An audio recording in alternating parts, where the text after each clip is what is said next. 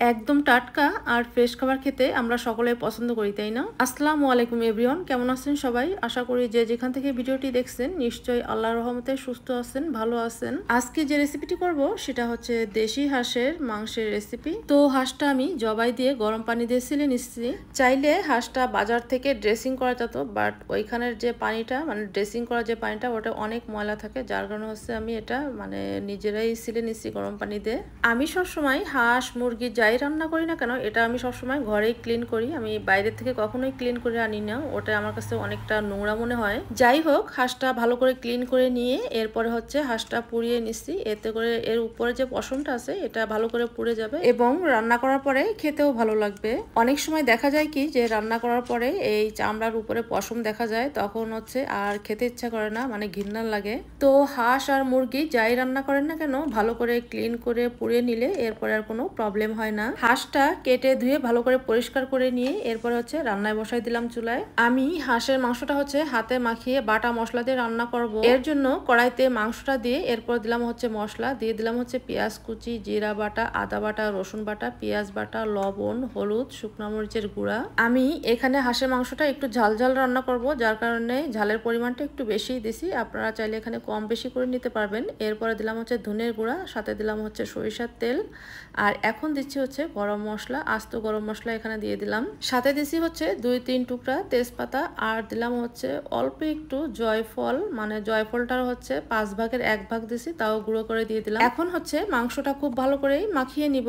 মাংসটা যত ভালো মাখানো হবে ততই মাংসের ভিতরে মশলাটা ভালো করে ঢুকে যাবে, এই জন্য হচ্ছে মাংসটা খুব ভালো করে মাখিয়ে নিতে হবে। আমার মাংসটা খুব ভালো করে মাখিয়ে নেওয়া হয়ে গেছে। এখন হচ্ছে মাংসটা আমি 20 মিনিটের মতো রেস্টে দিব, এরপর হচ্ছে রান্নায় বসাই দিব। আমি মাংসটা রান্নায় বসাই দিছি চুলায়। মাংসের থেকে কিন্তু বেশ খানিকটা পানিও বের হয়েছে, আমি কিন্তু এখানে কোনো পানি অ্যাড করিনি। এখন হচ্ছে এই মাংসটা খুব ভালো করে কষিয়ে নিব। হাঁসের মাংস যত ভালো কষানো হয় ততই বেশি টেস্ট লাগে খেতে, এতে কোনো গন্ধ থাকে না, এই জন্য হচ্ছে হাঁসের মাংসটা খুব ভালো করে কষিয়ে নিতে হয়। মাংসটার গার পানিটা খুব ভালো করে কষিয়ে নিয়ে এখন হচ্ছে দিয়ে দিলাম কষানো পানি।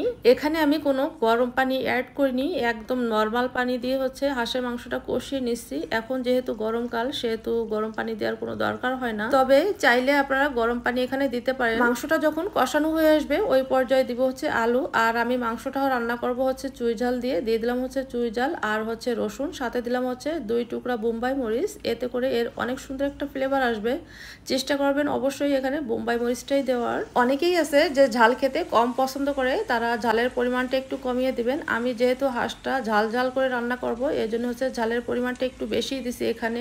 আপনারা যদি চুই ঝাল আর বোম্বাই মরিচটা ইউজ করেন তাহলে ঝালের গুঁড়ার পরিমাণটা একটু কমিয়ে দিবেন, যারা ঝাল খেতে কম পছন্দ করেন। মাংসটা খুব ভালো করে কষিয়ে নিয়ে এরপরে দিলাম হচ্ছে ঝোলের পানি, আর ঝোলের পানিটাও কিন্তু নর্মাল ইউজ করছি, এখানে কিন্তু গরম পানি ব্যবহার করিনি আমি। আমার হাঁসের মাংসটা রান্না হয়ে গেছে, এখন এরপর দিয়ে দিলাম হচ্ছে একটা বাগার, আর এই বাগারটা করছি হচ্ছে পেঁয়াজ, রসুন, জিরা আর হচ্ছে শুকনো মরিচ দিয়ে, এগুলো সব একসাথে ভেজেই হচ্ছে এটা দিয়ে দিলাম এর উপরে। এটা আর আমি ভিডিও দেখাইনি। হাঁসের মাংস যদি এইভাবে রান্না করে বাগার দেওয়া হয় তাহলে খেতে কিন্তু অনেক বেশি টেস্ট লাগে। আপনারা অবশ্যই এখানে বাগারটা দিবেন হাঁসের মাংসটা রান্না করে, দেখবেন যে খেতে কতটা মজার হয় এই হাঁসের মাংস। মাংসটা যখন রান্না হয়ে আসবে ওই পর্যায়ে দিব হচ্ছে গরম মশলার গুঁড়া, আর গরম মশলা বলতে এলাচ, দারচিনি আর হচ্ছে জিরার গুঁড়া একসাথে ভাজি করে হচ্ছে গুঁড়া করে নিছি, ওটাই হচ্ছে দিয়ে দিলাম নামানোর পূর্বে।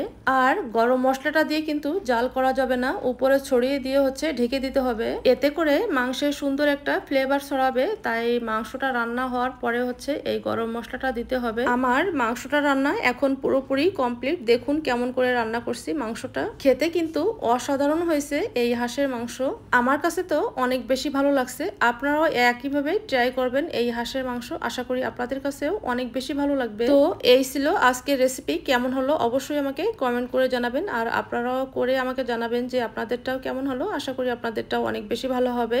আর রেসিপিটি ভালো লাগলে একটা লাইক দিয়ে দিন, আর শেয়ার করে অপরকে দেখারও সুযোগটা করে দিন। আবারও দেখা হবে এরকম রেসিপিতে, সে পর্যন্ত সবাই অনেক অনেক ভালো থাকুন, সুস্থ থাকুন, আল্লাহ হাফেজ।